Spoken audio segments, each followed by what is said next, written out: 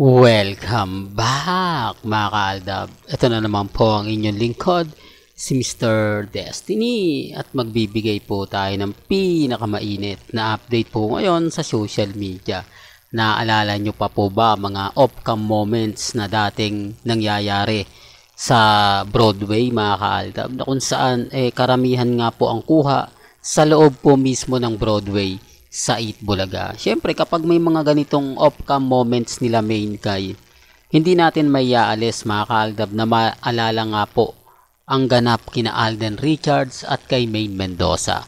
Gaya nga po ng mga photos na to mga kaaldab, nakuha po mismo sa Eat Bulaga, di po ba? Pero gaya na sinabi ko, wala pong pilitan, di po ba? Dito sa channel ni Mr. Destiny, may mga bagay-bagay po na talaga namang mapapaisip po kayo. Pinakita ko lang to dahil kumbaga marami nagre-react, di po ba?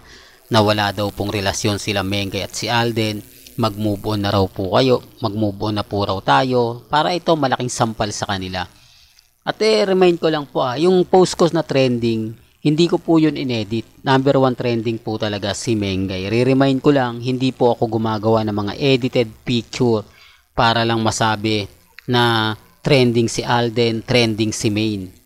Siguro matagal lang sila magbukas ng Instagram, Twitter o Facebook, kaya hindi na po nila nalalaman.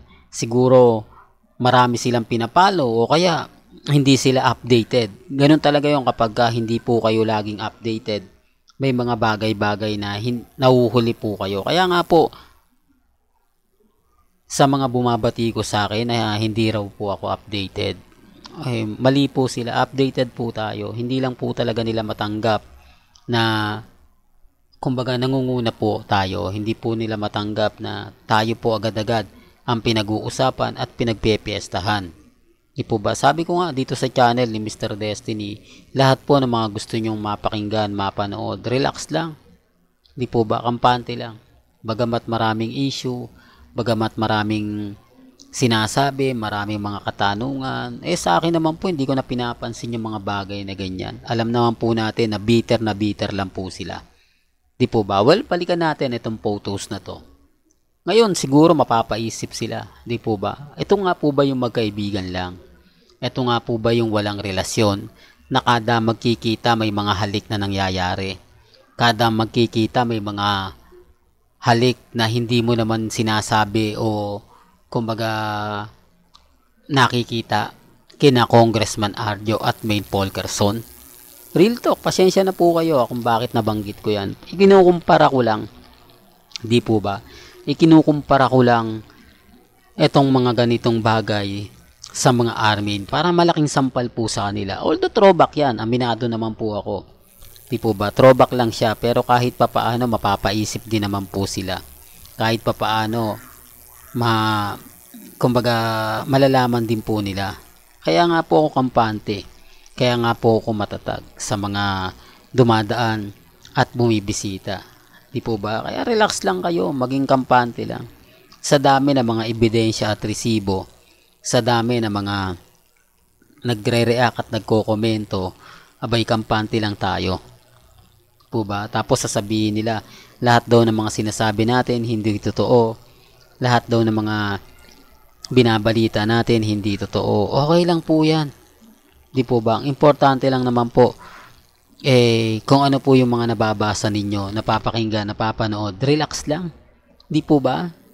Kaya nga sabi ko sa inyo, sa mga ayaw pong maniwala, sa mga nagsasabi hindi, fake news yan si Mr. Destiny, okay lang po. Pero kita nyo to, base po mismo ito sa loob ng EAT Studio sa TV5. Hindi po ba?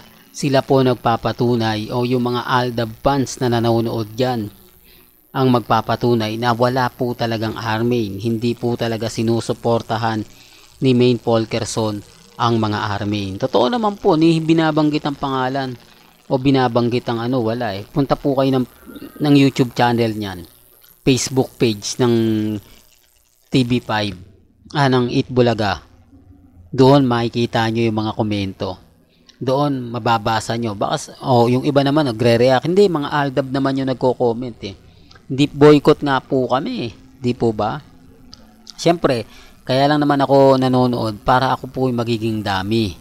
Sa akin nyo po malalaman kung ano nga po ba yung nangyayari, ano nga po ba yung nagaganap. Di po ba? Alam nyo mga kaaldab, na marami mga netizen ang nagko-komento. At yung iba naman po ng comment talagang umaayon naman po. At talagang masasabi natin na hindi sila Armain, hindi sila Aldab Nation. Kumbaga naghahanap lang sila ng kakaiba. Naghahanap sila na ibibigay o ikagaganda pa ng EAT o ng Eat Bulaga. Sabi nga nila ngayong nasa kanila na muli ang titulo na Eat Bulaga. Dapat yan mas matindi, maging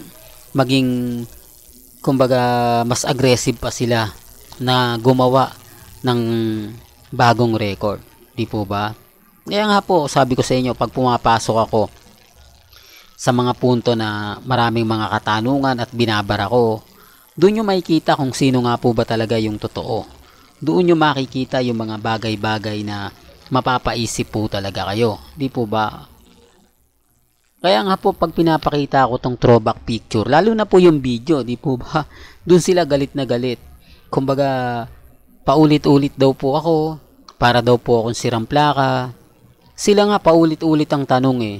Di po ba? Tanong nila na, paano ba kinasal sila, main?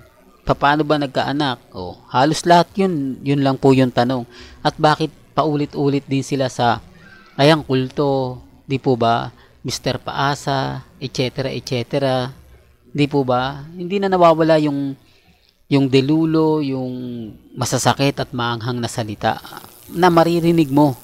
Real talk, maririnig mo at kumbaga mababasa mo sa mga sinasabi nila. Kaya nga po ko hindi ako nagpapa-apekto eh. Di po ba?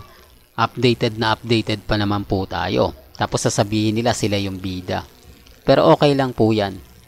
Well, hanggang dito na lang po ang ating latest updates. Kaya kung gusto nyo pa po ng pinaka-latest at sariwang update, abay tumutok lang po kayo dito po sa channel ni Mr. Destiny para updated po kayo sa mga latest at sa mga bagong video po na ilalabas po natin maya-maya lang. Kaya kung bago ka lang sa channel na to at isa kang true-blooded Aldab Nation na nagmamahal kina Mengay at Isoy, tama po ang channel na pinuntahan mo, kaya consider na po kitang bagong subscriber. At huwag mong kalimutang i-share ang mga video po natin sa mga mami, sa mga titas, at sa mga senyor. Hanggang sa muli, salamat po sa panonood at pakikinig.